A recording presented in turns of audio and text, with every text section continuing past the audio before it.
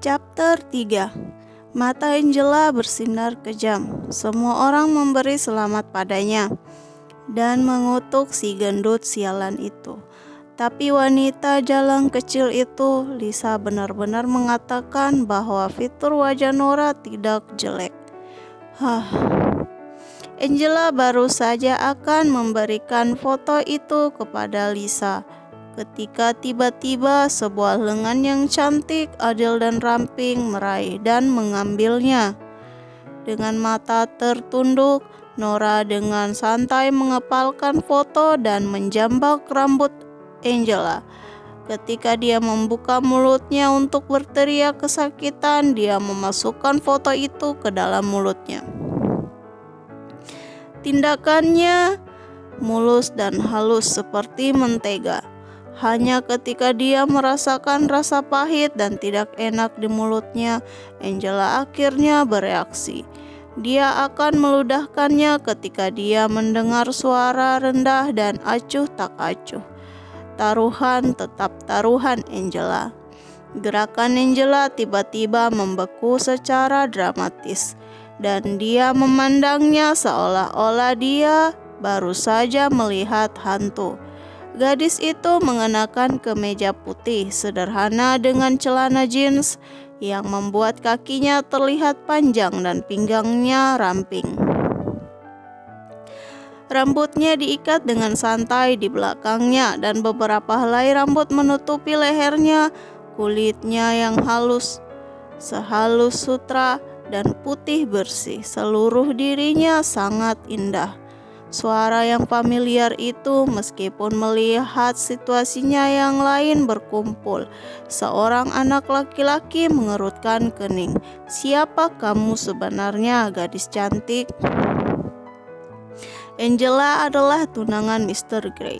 Apakah kau tidak takut menyinggung kaum Grey? Nora mengabaikannya dan membantu Lisa berdiri. Melihat kondisi matanya yang tidak terlalu serius, meski sudah memerah, dia berbisik, "Pergi dan bilas matamu dengan air bersih." Lisa menggigit bibirnya dan berteriak dengan ragu, "Apakah kamu Nora?" Ya, semua orang tercengang. Mereka menatapnya, tidak percaya. Seseorang tanpa sadar berbicara, "Lemak itu benar-benar menakjubkan setelah dia kehilangan berat badan." Semua orang menatap Angela lagi. Dia seharusnya cukup tampan dan bisa dikatakan agak cantik. Dia selalu bangga dengan penampilannya, namun pada saat ini, saat dia berdiri di sebelah Nora, dia malah tampak sedikit membosankan. Sorot mata mereka membuat Angela merasa seolah-olah dia telah diberi beberapa tamparan di pipi dan wajahnya terasa terbakar. Dia sengaja menyuruh si gendut untuk kembali dan membatalkan pertunangan selama pesta ulang tahunnya, hanya untuk membuat semua orang melihat bahwa Angela jauh lebih cantik daripada Nora. Tapi sekarang dia malah menjadi lelucon. Apa yang terjadi? Ayah Nora berjalan bersama istrinya yang sekarang. Ketika dia melihat Nora, dia terkejut. Terkejut dia memanggil Nora. Putri sulungnya sebenarnya sangat cantik setelah dia langsing. Cahaya di mata Angela berkedip saat melihatnya. Tiba-tiba dia menangis dan mengeluarkan foto itu dari mulutnya. "Nora, kau tahu kau tidak senang karena Anthony memutuskan pertunangannya denganmu. Anda dapat terus memukul saya." Isak tangisnya yang membuat ayah mereka kembali ke dunia nyata dan dia mengulurkan tangan untuk memukul Nora tanpa peringatan apapun.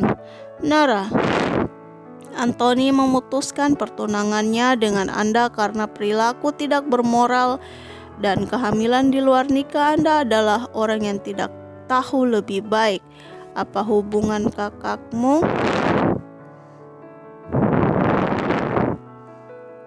Nara, Anthony memutuskan pertunangannya dengan Anda karena perilaku tidak bermoral dan kehamilan di luar nikah Anda adalah orang yang tidak tahu lebih baik.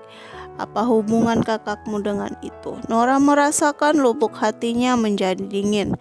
5 tahun yang lalu ketidakberdayaan ayahnya yang tega telah benar-benar menghancurkan hatinya. Dia akan menghindari tamparan ketika ibu tirinya Wendy Simpson tiba-tiba maju dan menghentikan ayahnya. Ada begitu banyak orang yang menonton. Henry, jangan lupakan hal yang lebih penting. Henry Smith menekan amarahnya dan meludah. Ayo ke atas bersamaku dalam studi. Henry, Wendy, dan Angela duduk bersama. Nora duduk di sebelah mereka. Dia bersandar di sofa, kelopak matanya terkulai, membuatnya tampak seperti orang gila yang menantang, yang membenci segalanya. Namun siapapun yang akrab dengannya akan tahu bahwa dia hanya mengantuk. Henry langsung to the point. Nora, keluarga Gray telah setuju untuk membatalkan pertunangannya. Dan kakakmu juga akan menikah dengan Gray. Kakakmu berulang tahun hari ini. Mengapa kamu tidak memberinya perusahaan yang ditinggalkan ibumu sebagai hadiah pernikahan dan ulang tahun?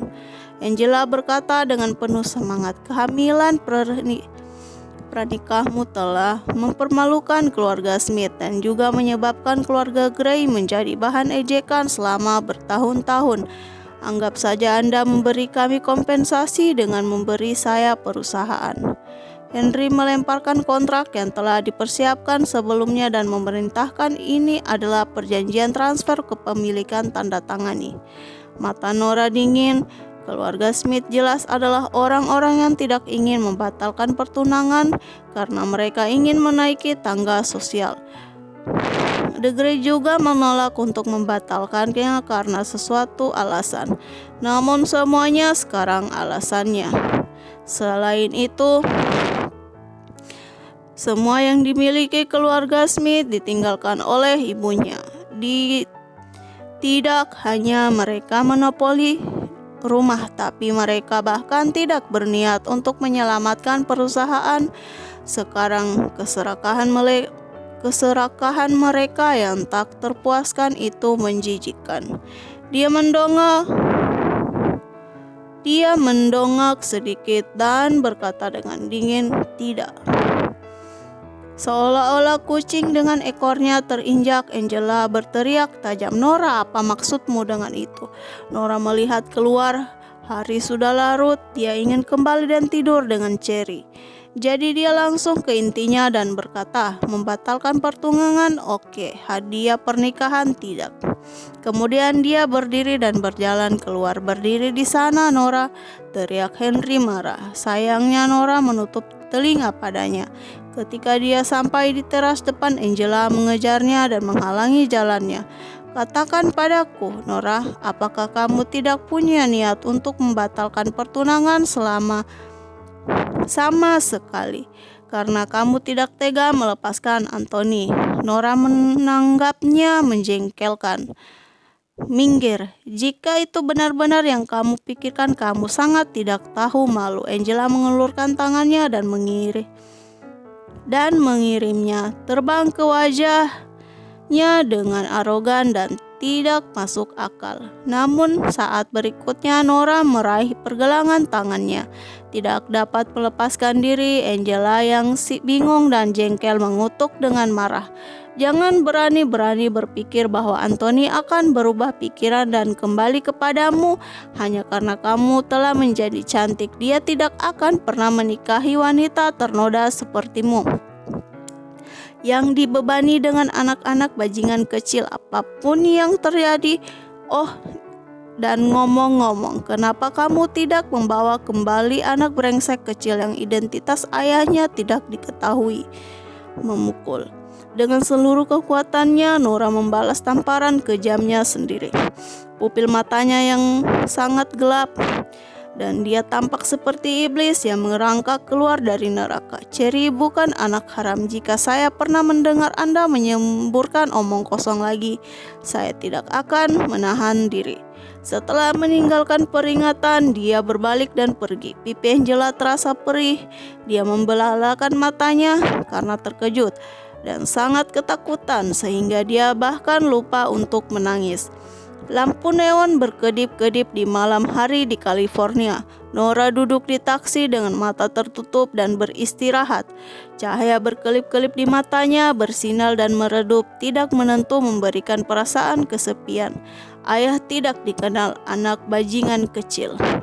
Kedua kalimat itu membuatnya mendesah dan melankolis. Masih menjadi misteri bagaimana dia hamil 5 tahun lalu.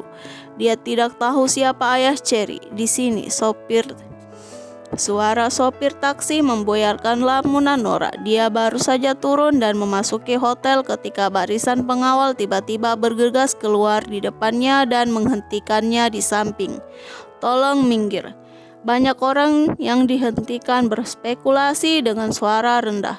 Untuk apa Mr. Han pergi saat hari sudah sangat larut?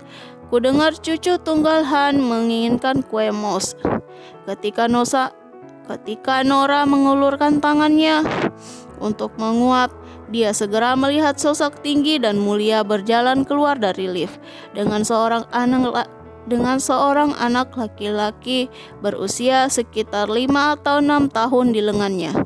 Pria itu tetap menatap lurus saat dia berjalan ke depan, namun ketika dia melewati Nora, dia tiba-tiba berhenti. Dia menatapnya dengan tatapan dalam dan berkata dengan suara dalam, "Nona Smith."